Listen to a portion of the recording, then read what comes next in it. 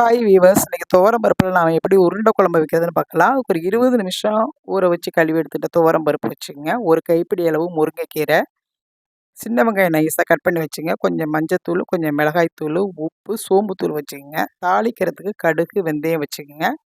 ஒரு எலுமிச்சம்பழம் அளவுக்கு நீங்கள் புளி கரைசல் வச்சுக்கோங்க. குழம்புக்கு வீட்டில் எல்லாம் கலந்து அரைச்ச தூளை ஒரு 2 ஸ்பூன் வச்சுக்கோங்க. இப்போ துவரம் பருப்பை மிக்சிலையோ அல்லது அம்மிலையோ குறை குறைன்னு அரைச்சி எடுத்துக்கோங்க. நைஸாக அரைக்க வேண்டாம்.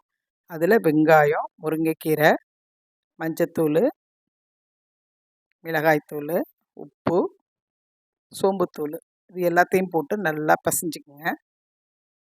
எல்லாம் நல்லா கலந்து நல்லா பிசைஞ்சு சின்ன சின்ன உருண்டையாக உருட்டி வச்சுக்கோங்க.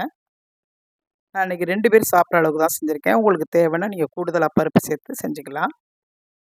இப்போ சட்டியை அடுப்பில் வச்சுக்கிட்டு எண்ணெய் காஞ்சதும் அதில் கடுகு போட்டுக்கலாம், வெந்தயம் போட்டுக்கலாம், வெங்காயமும் ஒரே ஒரு பச்சை மிளகாய் கட் பண்ணி போட்டு கிளறி விடுங்க.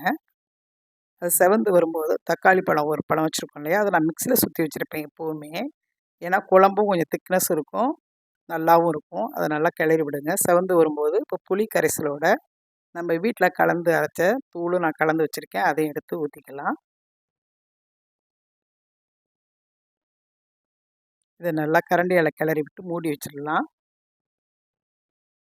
2 நிமிஷம் கழித்து பார்த்தா குழம்பு நல்லா கொதிச்சு வந்துடுச்சு. இந்த டைமில் நம்ம உருட்டி வச்சுருக்க உருண்டையை போடலாம். இந்த உருண்டையை போடும்போது நீங்கள் கொஞ்சம் தள்ளி தள்ளி போடுங்க. ஒன்று மேலே ஒன்று போட்டிங்கன்னா ஒட்டிக்கும்.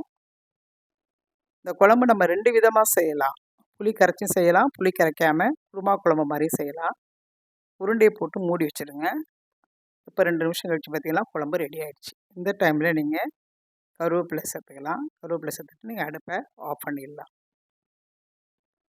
புளி கரைச்சும் செய்யலாம், புளி கரைக்காமல் குருமா குழம்பு மாதிரி செய்யலாம். நீங்கள் ட்ரை பண்ணி பாருங்கள். பிடிச்ச லைக் பண்ணுங்கள், ஷேர் பண்ணுங்கள், சப்ஸ்கிரைப் பண்ணுங்கள்.